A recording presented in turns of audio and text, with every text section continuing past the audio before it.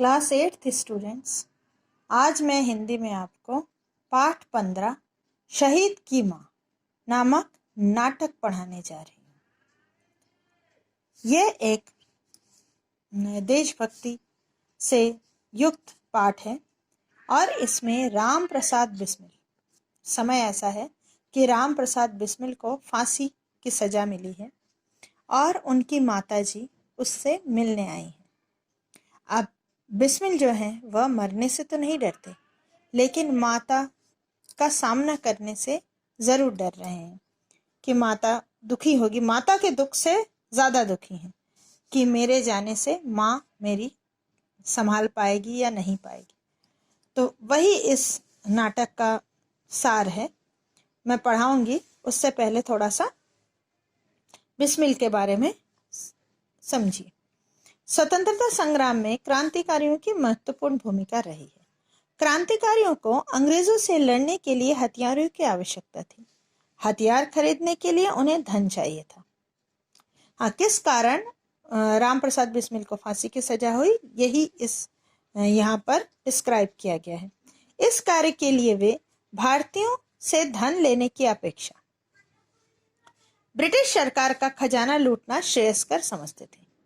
क्रांतिकारियों के जासूसों ने उन्हें सूचना दी कि अमुक तारीख को अमुक ट्रेन से सरकारी खजाना दिल्ली जाएगा। मतलब किसी एक ट्रेन से किसी एक तारीख को दिल्ली खजाना जा रहा है। ट्रेन से सारा टैक्स वगैरह जो अंग्रेज सरकार लेती थी वो जा रहा है। क्रांतिकारियों ने उस खजाने को लूटने की योजना बना ली। क्रांतिकारियों के दल काकोरी नामक स्थान पर ट्रेन को रोका और खजाना लूट लिया। राम प्रसाद बिस्मिल इस योजना में सम्मिलित थे। अंग्रेजों ने अपना जाल फैलाकर उन्हें तथा उनके कुछ अन्य साथियों को पकड़ लिया। बिस्मिल को फांसी की सजा सुनाई गई। फांसी के एक दिन पहले उनकी मां उनसे मिलने जेल में पहुंची। बिस्मिल अपनी मां से मिलना नहीं चाहते थे। उन्हें भय था कि कहीं उनसे मिलकर मां का हृदय द्रवित न हो जाए। किंतु क्रांति वीर बिस्मिल की मां, यही पाठ का नाम भी है, शहीद की मां। तो बिस्मिल की मां का हृदय तो चट्टान की भांति कठोर था। उन्हें गर्व था कि उनका बेटा भारत मां को स्वतंत्र कराने के प्रयास में फांसी पर झूलने जा रहा है। तब की माएं, मतलब जो फांसी की सजा तक पता है कि बेटा अब वापस नहीं आएगा, लेकिन उन्हें गर्व इस बात पर होता था कि वो देश के लिए कुर्बान हो रहा है। उसके लिए वो अपने को पूरी तरह से मजबूत और तैयार कर लेती थी। दृश्य, जेल की कोठरी का दृश्य। राम प्रसाद बिस्मिल सिक्चों के पीछे इधर उधर घूमते हुए मस्ती से गा रहे हैं। सरफरोशी की तमन्ना अब हमारे दिल में है, देखना है जोर कितना बाजुए कातिल में है। सिर्फ मिट जाने की हसरत एक दिले बिस्मिल में है, अब तेरी हिम्मत की चर्चा गैर की महफिल में है। ये राम प्रसाद बिस्मिल का लिखा हुआ गीत था और बड़े प्यार से वो गाते भी थे। गीत की समाप्ति के साथ ही जेलर प्रवेश करता है। जेलर भारतीय है। राम प्रसाद बिस्मिल के प्रति उसकी आंखों में अपनापन है। अंग्रेज जेलर नहीं है। प्रवेश करते हुए, पंडित राम प्रसाद बिस्मिल, जेलर साहब फरमाइए, क्या बात है? तुमसे कोई मिलने आया है। मुझसे मिलने? कौन आया है? तुम्हारी माँ है? मेरी माँ? सोचकर अचानक उदास हो जाता है। लेकिन नहीं जेलर साहब, मैं अपनी माँ से नहीं मिल सकूंगा। यह तुम क्या कह रहे हो? माँ से क्यों नहीं मिल सकोगे? जेलर ने कहा। बिस्मिल, जेलर साहब, अपनी माँ से नहीं मिल सकूंगा। जेलर साहब, लेकिन क्यों? कल तुम्हें फांसी होने वाली है और तुम आखिरी बार अपनी माँ से विदा भी नहीं लोगे। मजबूर हूं जेलर साहब। केवल एक दिन की मेरी इस जिंदगी को देखकर माँ को कितना दुख होगा, इसे आप नहीं जान सकते। मुझे डर है कि माँ की भीगी आंखें कहीं मेरे कदमों को डगमगा न दे। मुझे मेरी मौत के लिए अफसोस न होने लगे। हाँ, यही है कि अगर माँ रोने लगी या वो करने लगी तो उन्हें लगेगा कि मैंने माँ को इस जन्म में सुखी नहीं किया। मेरी मौत तो हो ही रही है, अगर मैं ये काम नहीं करता तो शायद मैं जीवित रहता और माँ को सुखी रखता। ये अफसोस ना होने लगे। अफसोस होगा तो फिर शहीदी होना किस काम का। जेलर व्यंग्य से, इसका मतलब हुआ कि तुम्हें अपने आप पर भरोसा नहीं। बिस्मिल, ऐसा न कहिए जेलर साहब, मैं चट्टान की तरह अटल हूँ। ईश्वर को अर्पित किए गए किसी फूल की मुस्कान मेरी रग रग में है। लेकिन तब भी जेलर साहब, माँ से मिलने की हिम्मत मैं नहीं जुटा पा रहा हूँ। क्षमा चाहता हूँ, माँ से भी मेरी ओर से क्षमा मांग लेना। मैं उनसे नहीं मिल सकूंगा। एकाएक राम प्रसाद बिस्मिल की वृद्धा माँ प्रवेश करती है। साधारण वेशभूषा। क्या कह रहा है? माँ कह रही है। क्या कह रहा है राम प्रसाद? माँ से नहीं मिलेगा? मुझसे नहीं मिलेगा तो जरा एक बार मेरी ओर देखकर कहना तो सही। माँ तुम? हाँ, मैं ही तो हूँ। क्या अपनी माँ को पहचान भी नहीं सकता? ऐसे मत बोलो माँ। और क्या बोलो? अपने देश का ऐसा दीवाना बना कि जन्म देने वाली माँ को तो भूल ही गया।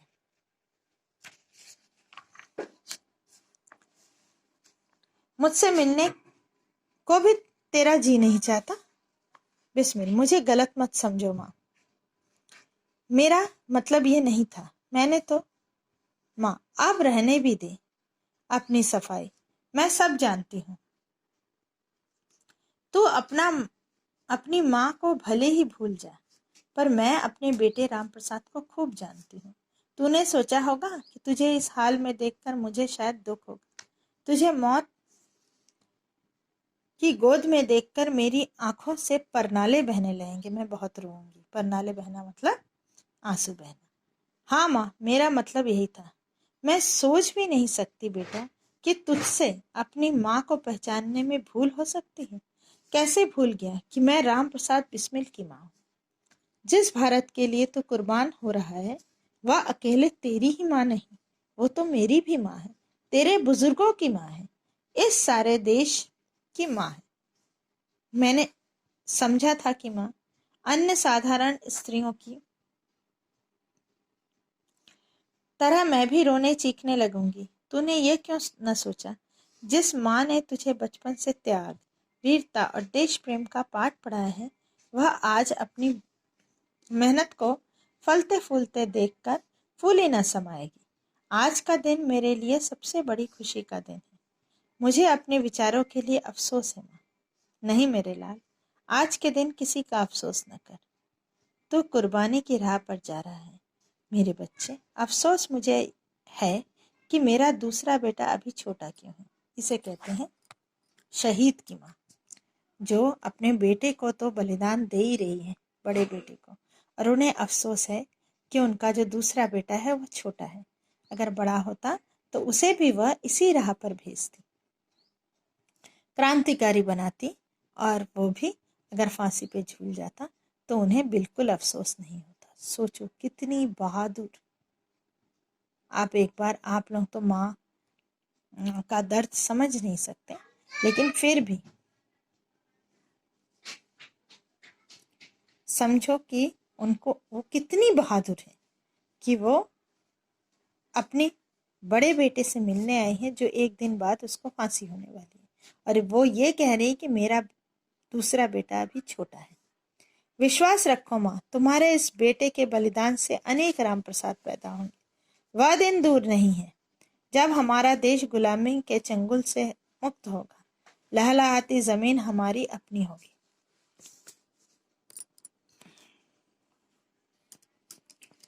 माँ, कितना शुभ होगा वह दिन। बिस्मिल, हाँ माँ। माँ, मेरी एक इच्छा है। बोल बेटे।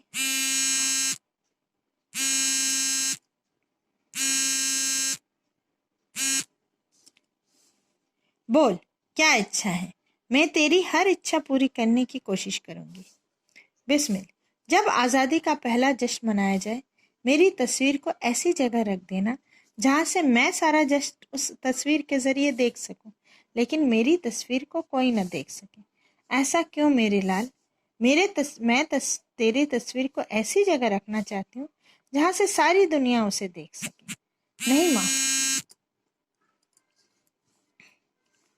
ऐसा मत करना। मेरी तस्वीर को देखकर लोगों को मेरी याद आ जाएगी, उनकी आंखें गीली हो जाएंगी। मेरे देश को आज़ादी मिले और मेरे देशवासी उस दिन आंसू बहाए, यह सहन नहीं हो सकेगा। देखो अब बिस्मिल का विचार और बिस्मिल की धारणा देखो कि वो कितना प्रेम करते थे ये लोग हमारे भारत देश से। आज हम मज़े से उनकी आज़ादियों का जश्न मनाते हैं, खुशी से रहते हैं। इसमें कह रहे हैं बिस्मिल कि आज़ादी के दिन मेरी तस्वीर को छुपा के रखना। क्यों? क्योंकि अगर देश के लोग उसे देखेंगे तो वो उनकी आंखें मुझे याद करके भीग जाएंगी, और जिस दिन आज़ाद होगा भारत उस दिन किसी की आंखें भीगी नहीं होनी चाहिए। जैसा तू चाहता है वैसा ही होगा बेटे, माँ कही। जेलर, क्षमा कीजिए, समय काफी हो चुका है। माँ, ले बेटा, ये बेसन के लड्डू तेरे लिए बनाकर लाई हूँ। माँ के हाथ का यही अंतिम भोग है तेरे लिए। बेसन के लड्डू वो लेके आती हैं। बिस्मिल, बेसन के लड्डू?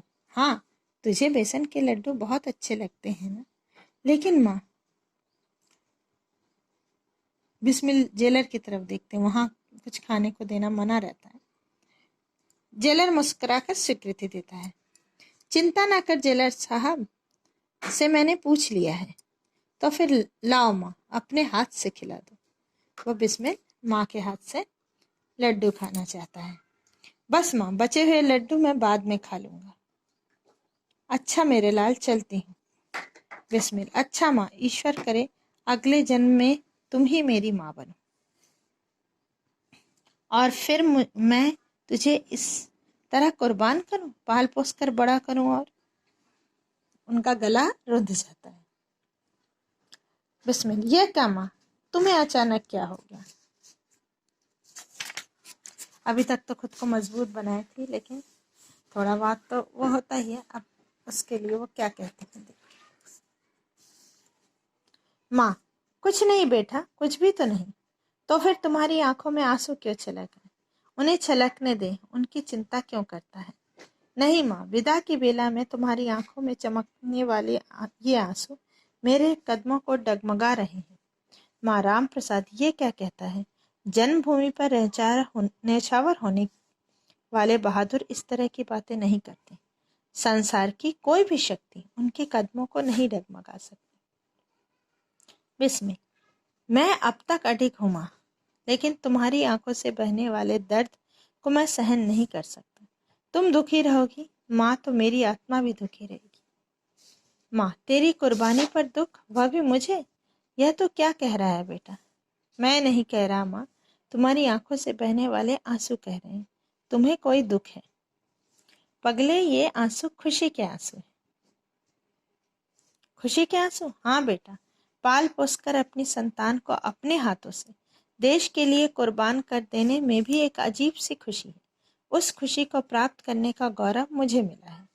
मैं तो समझा था कि माँ, अब रहने भी दे। जेलर साहब, अपने बेटे की फांसी के समय क्या मैं कल यहाँ रह सकती हूँ?